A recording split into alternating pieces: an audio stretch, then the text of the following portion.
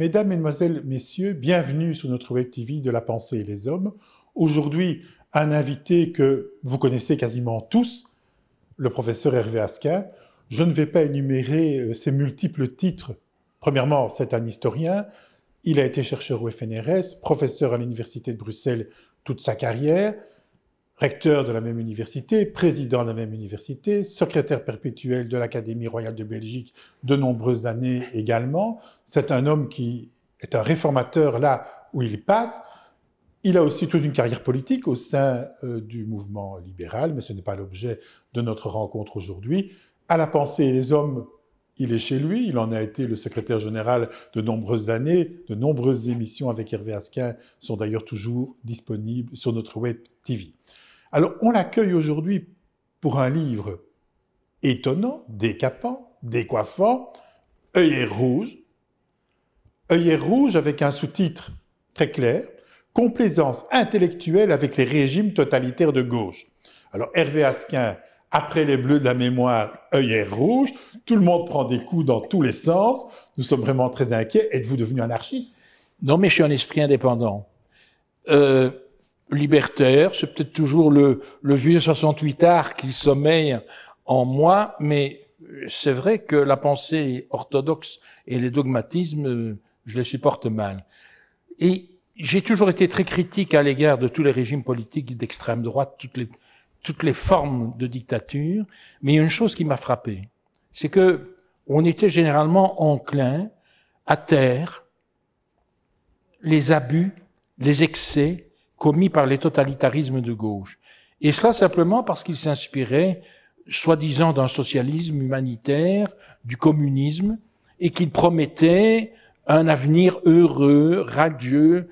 Il y avait des fins éthiques qu'on ne retrouvait pas nécessairement dans la doctrine fasciste. Prenons cet exemple-là.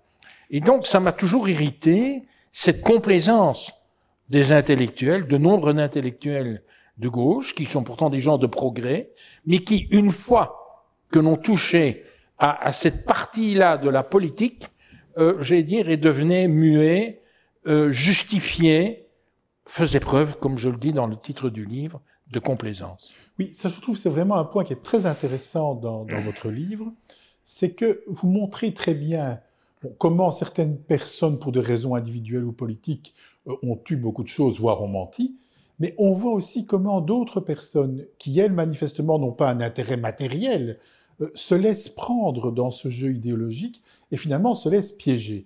Et notamment, là où j'ai vraiment été très étonné, c'est de voir apparaître la figure de Belge dans l'aventure. Je pense par exemple à Van der Velde.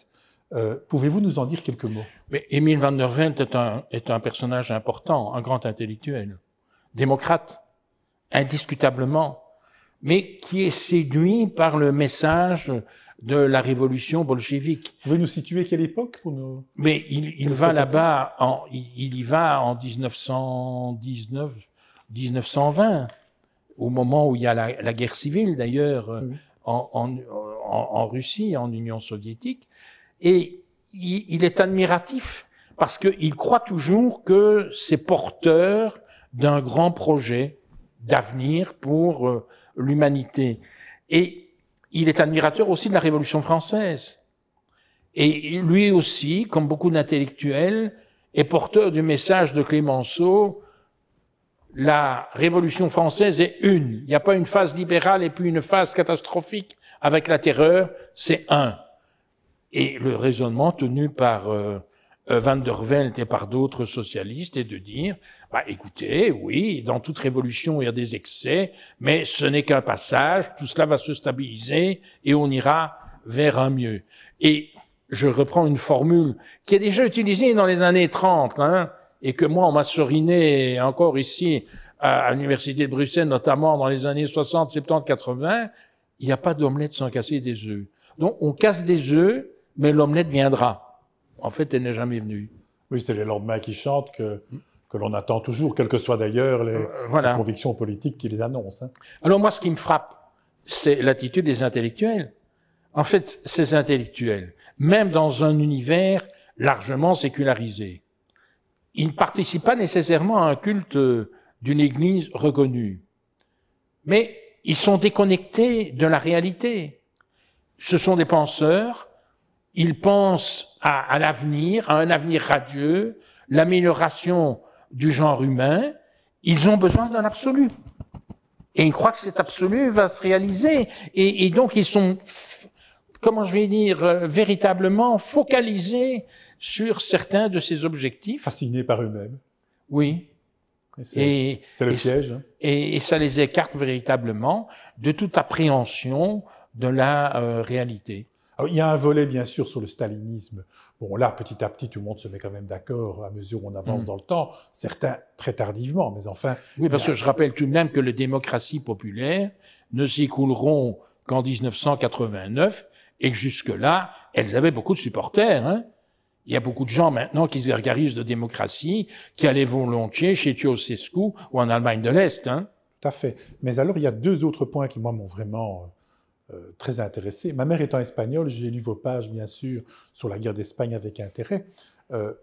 Il est évident que les gens à qui j'ai parlé, dans le village où ma mère vient, et les villages alentours qui ont été très fortement touchés par la guerre civile, bon, ce qui les a attachés, ce sont des gens simples, beaucoup étaient illettrés encore il y a quelques décennies, c'est la souffrance humaine radicale qu'ils avaient rencontrée.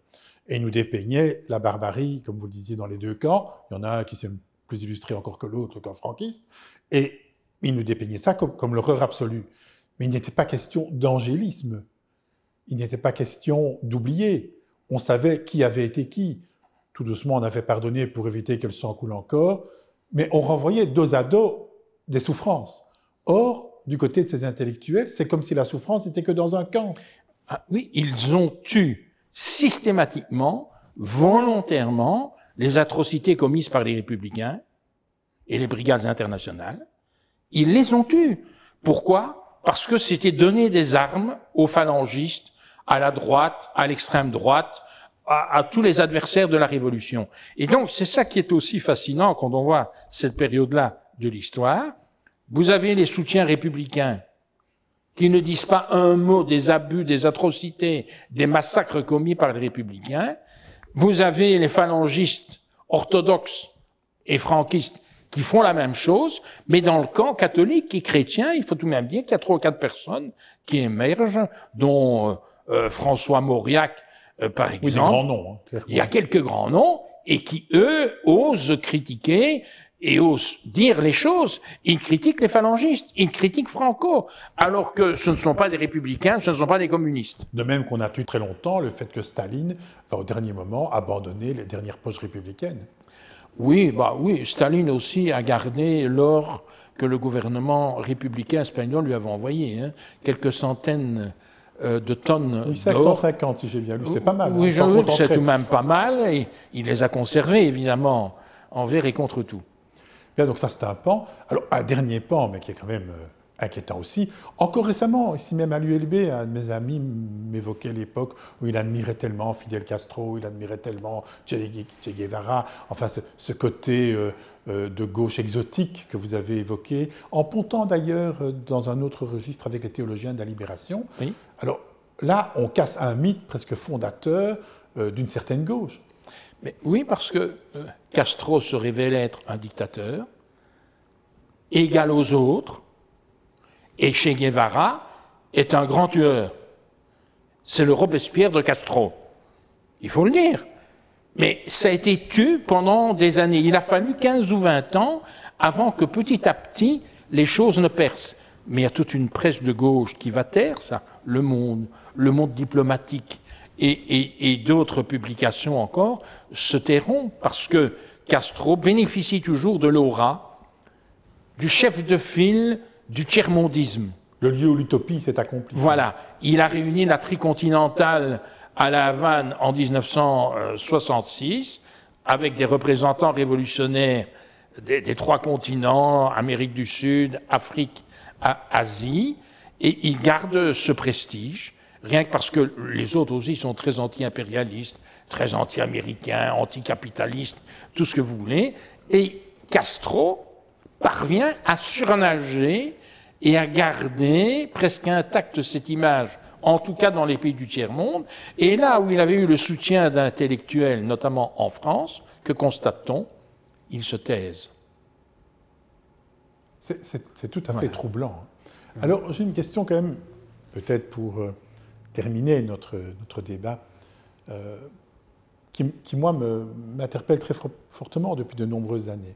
Et vous qui avez été recteur de l'ULB, président de l'ULB, qui connaissez magnifiquement bien le monde intellectuel belge notamment, et le reste, comment est-il possible que ce soit des personnalités de ce type, éclairés par principe, ayant fait une formation de très haut niveau, souvent des gens qui d'ailleurs dans beaucoup de domaines ont dit des choses très clairvoyantes et très intelligentes, qui se laissent à ce point embobiner dans ces idéologies, au point que l'on finit par se dire que l'opinion de la dame au coin de la rue ou du monsieur au coin de la rue qui n'a fait aucune étude mais qui essaie de s'éclairer par le sens commun semblerait presque plus avisée que les discours que l'on redécouvre dans un livre comme celui-ci.